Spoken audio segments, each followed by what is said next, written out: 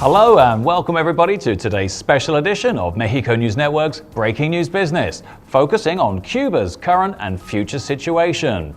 I'm your host, Elliot Bullman.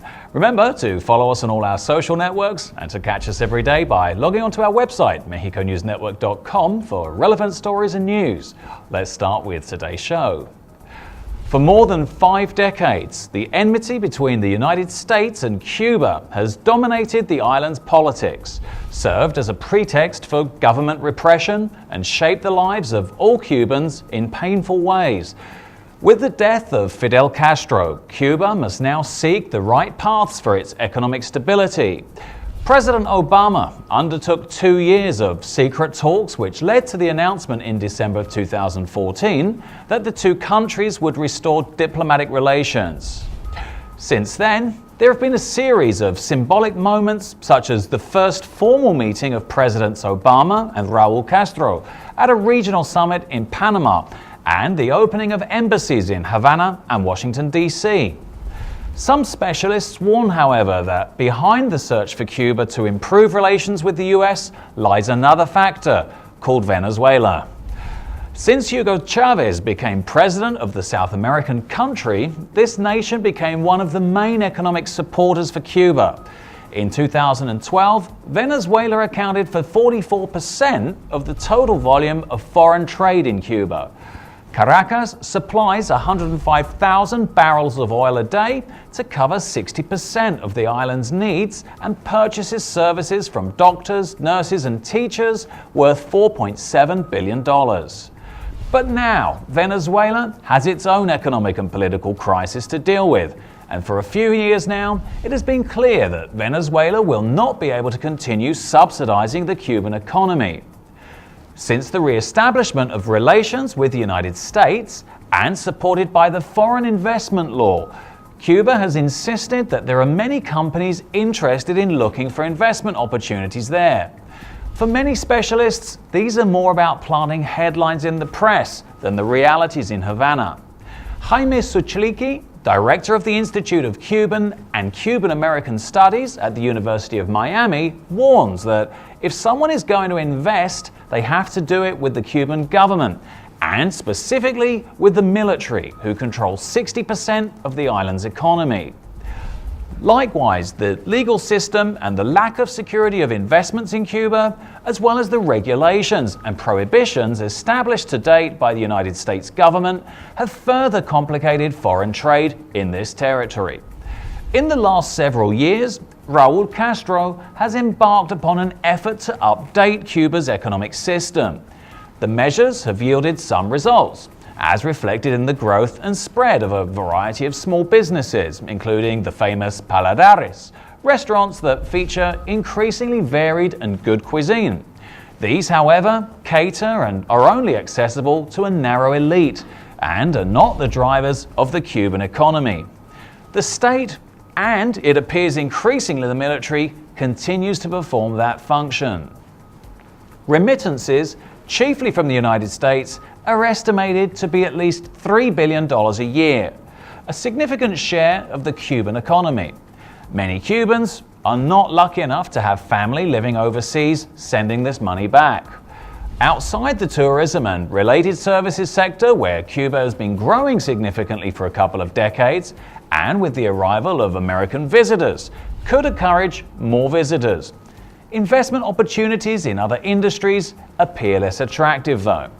Cuba is a poor country with a population of 11 million people without a major mineral base apart from zinc, and with problems in the arable land due to a pest called marabou, which is a herb that complicates farming.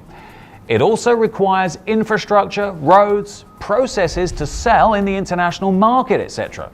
Another problem for foreign companies is that to invest in Cuba, they're obliged to do so in association with the state.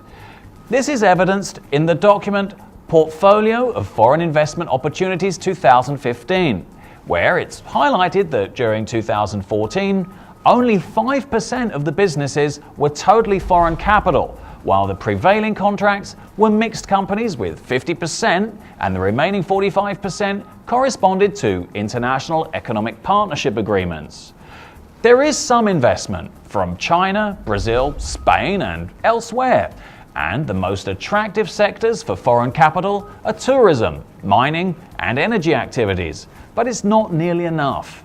In sectors such as the extraction of natural resources, the provision of public services, the development of biotechnology, wholesale trade, and tourism, Cuban participation will always be the majority under the foreign investment law. In the Mariel Special Development Zone, an area located east of Havana, various projects are being launched, and most of them through mixed investments involving state enterprises. For several months, there have been official visits from Cuba to the United States to try to capture the interest of corporations to attract capital to these projects. But a text by Carmelo Mesa Lago highlights that in the last 2 years, there have been 400 investment projects in the Mariel area, but only 11 have been accepted. At this rate, it would take 72 years to approve the rest. So what does the future hold? Well, restoring diplomatic ties and opening the way for increased commercial opportunities with the United States may not be the ideal answer and will certainly not deliver results quickly, but that step is bound to gradually result in more US trade, cooperation, and communication.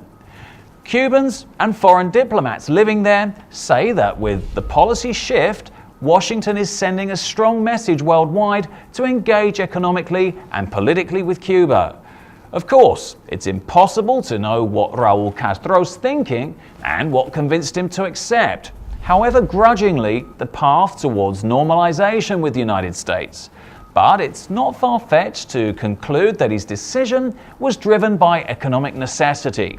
Castro could also see the writing on the wall in Venezuela, which has provided a huge oil subsidy to Cuba for the last dozen years, but it's now in an unrelenting downward spiral. The most likely scenario is that power will be maintained with some kind of post-Castro regime controlled by the party. The government itself has said it's updating the socialist model, not reforming it in the direction of a capitalist model.